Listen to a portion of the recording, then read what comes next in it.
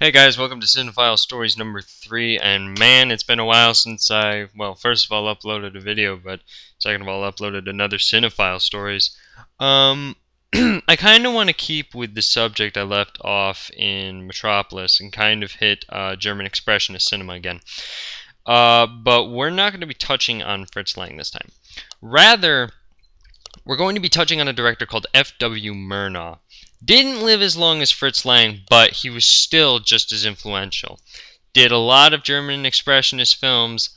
Died on March 11th, 1931. One of his most famous movies is the one I'm going to be talking about right now, Nosferatu, a Symphony of Horror. It was an Expressionist horror film, came out in 1922, starred Max Schreck as the vampire Count Orlok. I had the pleasure of watching this film. Netflix gave me a sort of up-to-date version. It wasn't exactly up-to-date. It kept all of the original scenes of the movie. You know, they didn't add anything into the movie. What they did add was they added their own orchestral score. Now, the orchestral score is still the same as the original. It's just updated so that we can hear it, and just it's better for the ears. It worked. They didn't do any drastic or damnable changes to the movie. That's all I wanted to say. So it's fine. Where do I start? I think I should start with a little bit of a background of this movie because it's got a kind of tumultuous history. Originally, it was supposed to be an adaptation of Bram Stoker's Dracula. The problem that happened was they couldn't get the rights in Germany to Dracula, and so they couldn't make a direct adaptation of it itself. Rather, Nosferatu is an unauthorized adaptation, in that basically it was the same damn thing, just with different names. Vampire got changed to Nosferatu, and Count Dracula became Count Orlok. Which kind of, in my view, when I think of Dracula, that's definitely something. But Orlok definitely has a scarier feel to it, if I had to make an opinion. But that's just me. In reference to silent film, I'm going to say this right now. Nosferatu is a masterpiece. Absolute masterpiece of cinema. Is it as good as Metropolis? No.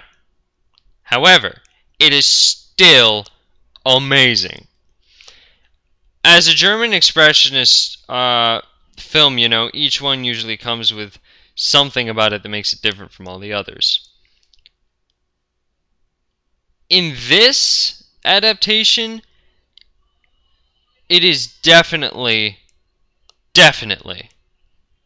something. It's definitely a sight to behold. First of all, let's talk about the directing by F.W. Murnau. It's brilliant. He knows how to get that psychological horror aspect into his scenes, and it's really creepy to look at. This is what horror used to be, not what we have it now, which is primarily jump scares. That's pretty much, if we're willing to admit, what 90% of our horror movies are becoming. But here, the thing about this film is that the horror lies in patience. It's so weird. Well, first of all, Count Orlok is, just by the way they've designed Count Orlok, is already in itself indistinguishingly creepy. But it's still, there are other things to it, such as I want to point out a scene in the movie where our pseudo main character, Gustav von Wagenheim, he basically he's in Count Orlok's castle or palace, mansion, whatever you want to call it. Leave you to it. Um, he's been staying at Count Orlok's place for a little while. Now, at this moment, he didn't actually originally believe Count Orlok was a vampire. Just thought he was some creepy, weird old man. But eventually, he starts reading a book. This book fills his head with some ideas that, rightfully so, make him a little paranoid. Eventually, Count Orlok gets the sense that, he's being closer to being found out, and he's got to do something about it. And so, he goes to take out Gustav von Wagenheim. But what ends up happening is, I swear to God, one of the creepiest frickin' scenes ever. Basically, Gustav opens the door. And I want to point out that I'm saying and I know that's my bad, but I feel better with this movie by calling the guys by their real names and not their character names. I don't know why.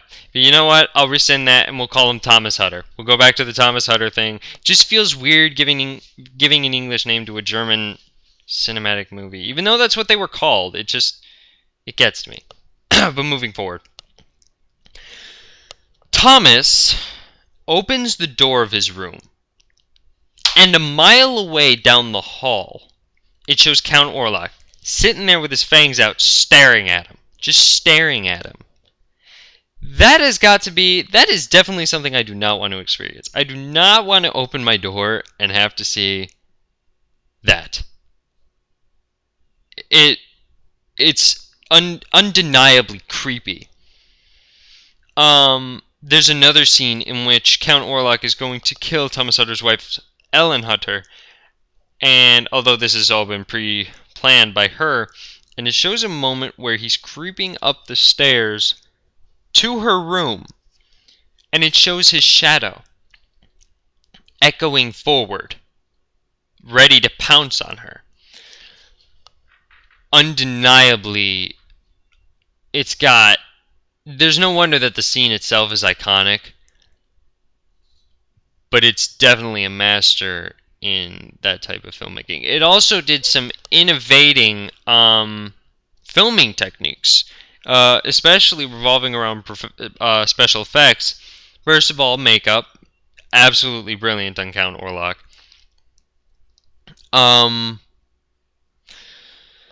But another thing that they did in the movie, which was absolutely... that's definitely got to be a revolutionary special effect for movies at the time, is that they were able to get Nosferatu to disappear at points. Like, just disappear. Like, he would disappear and reappear, as if he was kind of teleporting. And I thought that was absolutely brilliant. Made it seem a lot more real, a lot more scary. Gave it that definite creepy feel, like, oh shit, he can do that. And I mean, for us now, something like that is like, man, is that cheesy. But boy, the people who saw this film, they would have been scared out of their god dang boots. I mean, seeing a film like this, you can think to yourself and say, that doesn't scare me. But for them, that must have been the most frightening thing they'd have ever seen. I mean, Nosferatu it's influential. It's brilliantly acted. All right, let's go into the acting now. First of all, Gustav von Wagenheim as Thomas Hutter. He's great. Definitely great.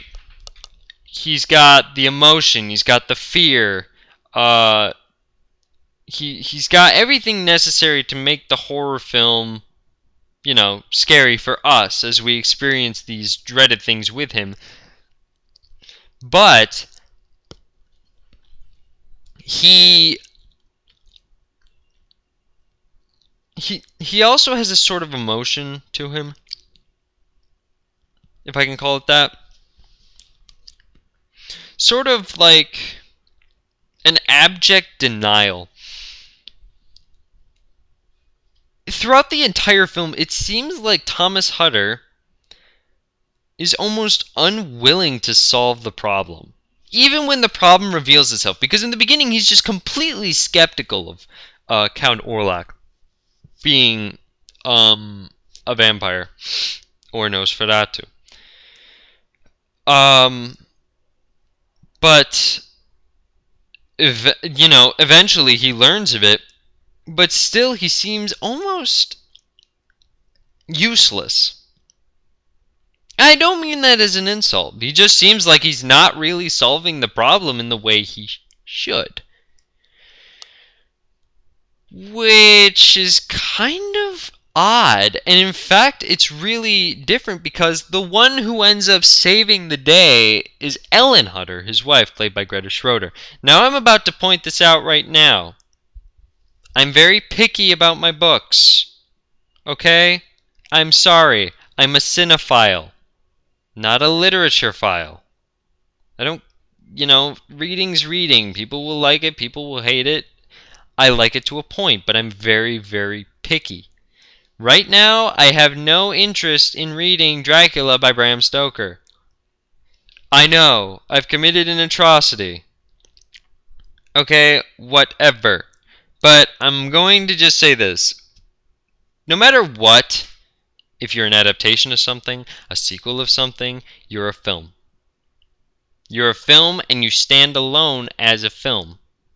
If you can't stand alone as a film, you suck, no matter what you're an adaptation of. And if something sucks in a movie and it's directly taken from a book, well then I'm about to say it sucks in the book too. However, that's not going to be the case here, but I just want to point out, in any future stuff I'm doing, because people are going to go, well, it was so loyal to the book and whatever. Well, then obviously the book sucked because this sucked. Just because something is faithful doesn't make it good. Just want to point that out there. But I'm going to move on here. But I just want to explain why I seem like I haven't read the book, because I haven't.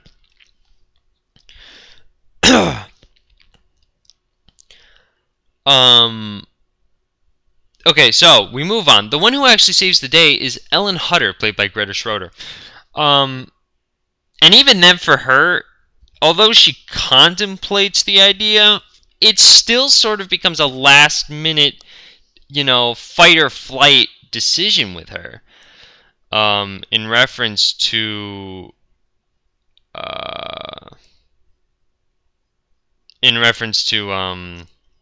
oh shoot, I lost my train of thought there. Oh yeah, in reference to attracting Nosferatu. And it's very odd. It's a very odd thing. Kind of how Nosferatu dies is by his attraction to Ellen Hutter. I'm gonna be honest here. I like the character Ellen Hutter in this film, but I was so-so with the acting for Greta Schroeder. Germany, even in silent film, and especially in silent film, expression matters. It really matters. Heavily. Okay? This isn't like people can't hear you. So you've got to speak with action. Okay. I felt like her actions were very mundane. Like I wasn't really feeling anything with her. Kind of as if the thing she was doing was kind of trivial. Like really trivial. And she didn't build up the horror like Gustav could have. Like Gustav, he was very into it. You could tell he was into his role. Greta was there and back again. I have no idea what to say about it. It's I don't know. Maybe I'm just maybe I'm just being a little crazy about it, but it just feels like she wasn't trying. And I hate to say that. I do. I don't mean to say that some people just don't try. But when I compare her performance to, let's say, Metropolis. Yes, everything I do connects to Metropolis. It is the greatest film in existence. Moving on. When I compare her performance to maybe Bridget Helm as Maria in Metropolis, Bridget Helm was extremely expressive in her performance. She tried very hard. She was playing so many different things, so many different emotions. She was really into it. And when she was expressing herself with body movements, it was obvious. You could understand her. It was as if she was really speaking to you. I didn't feel that with Greta. I just didn't. And maybe that's just me. For those of you who have seen Nosferatu, maybe you see something in Greta's performance that I don't. And for those that haven't seen it, I would encourage you to please watch it. It's actually a very good film, very well made, and maybe if you like her performance, tell me what you think, because I just don't. I didn't feel it. I didn't feel it. That's just me. And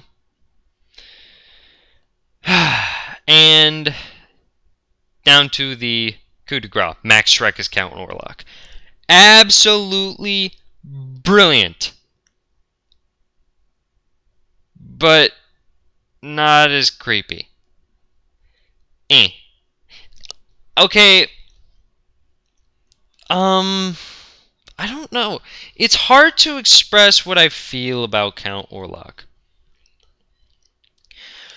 On one hand, this is undeniably Count Orlok is creepy as shit. The makeup, the way he's built, the way he works in catching his prey.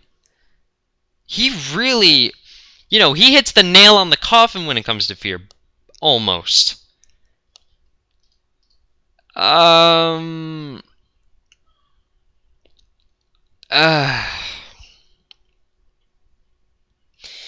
But throughout most of the movie, it seems like Nosferatu is a bumbling idiot. And I mean that in a loving way, and I don't know whether that was intentional or not. Like, oh my god. Gustav must be really friggin' stupid if he didn't notice that there was something up with Count Orlok at the time. But Count Orlok, when Thomas Hutter, sorry, I keep doing that, it's my bad. When Thomas Hutter enters the castle, he meets Nosferatu, and then there's these couple of sequences where he messes up. Like, Count Orlok just completely messes up his disguise and gives away his true colors like 3 times. And Thomas is still like, oh, it's fine. I'm sure he's just like, just creepy old man. Because that wouldn't be what I was thinking. I'd be going to bed that night and I would leave. I wouldn't even waste time. I would not deal with that. I don't care if he's just a crazy, sad old man and not a vampire. I wouldn't do it. But there's this one scene where Thomas Hutter, cuts his finger. And Count Orlok's like, ooh, boy. But instead of trying to disguise it, fighting back against his urges in order to keep the disguise going, he goes straight for the blood. He's like, oh, give me that finger, give me that finger. And then he's like, did I really just do that? what I meant to do was, and it's like,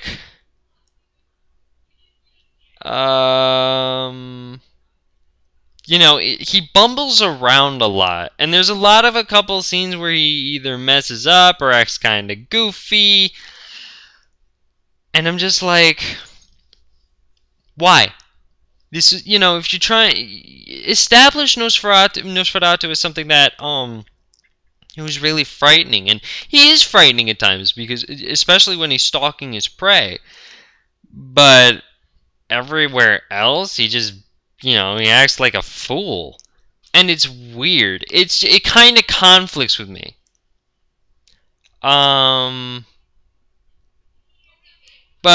that's definitely, I guess that's up to public debate about whether whether Max Schreck was really successful in getting Count Orlok to be scary or not.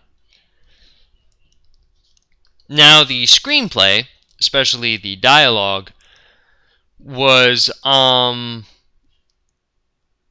by Henrik Galeen. Died in 1949. He was an Austrian-born actor, screenwriter, and film director. And he did a couple of screenwriting stuff. He did the screenwriting for Ruth's Two Husbands, Nosferatu, City in View, Waxworks, The Telephone Operator, Zagano, and the 1926 remake of The Student of Prague. But he also did his own directing. He directed The Golem, Judith Trachtenberg, City in View, The Student of Prague, All Wrong, After the Verdict, The House of Dora Green. He was a very influential German Expressionist artist when it came to screenwriting and film directing. Now, in Nosferatu, it was directed by German Expressionist F.W. Murnau, but the screenplay was done by Henrik Galeen. Also, just want to point out that I will be doing both versions of The Student of Prague in Cinephile stories, and I will also be doing, not because two versions are lost, but I will be doing the Golem, how he came into the world. And that. I can't do the Golem and the Dancing Girl because it's lost. Yeah, the Golem and the Dancing Girl is completely lost, and the Golem is also gone. However, the Golem, how he came into the world, exists and is spread everywhere, and you can pretty much see it. So I will be checking that out. Just wanted to point out. But yeah, moving on. Back to Nosferatu, because I know I totally went off of the one. The screenplay, also the dialogue that is done in the silent film, which of course is pretty much just, words telling you what they're saying, is good. It's good. For its time, there's a time when it gets off the realm of just being kinda redundant, but most of the time, the dialogue, not spoken, of course, or the words that are portrayed, is pretty good. It's not in depth. It's not in depth as later German Expressionist films like Metropolis. Yes, I will continue mentioning that movie until the day I die. It is the greatest movie in existence. Moving on again. But it's not terrible. It's not at all terrible. In fact, it's pretty good. But, there are some points where it just kind of gets in that, really? What am I doing? It's okay. So yeah, that is that's that was my experience with Nosferatu. I saw it weeks ago, but I didn't really get to talking about it until just now.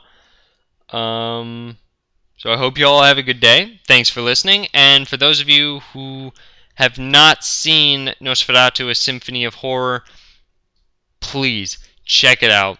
Brilliant silent film, brilliant German Expressionist film in general. One of the best films by F.W. Murnau, and probably one of the best films starring Max Schreck. No offense, but Max Schreck hasn't exactly had the best history with films, okay? It's just my opinion. Other than Nosferatu and maybe Dona Juana, he didn't... Okay, maybe Distrab, maybe, with Distrab, but everything beyond that, not much to go with there. My viewpoint. But whatever. I'm just a man with an opinion. So have a good day. And this has been Cinephile Stories. And check out Nosferatu.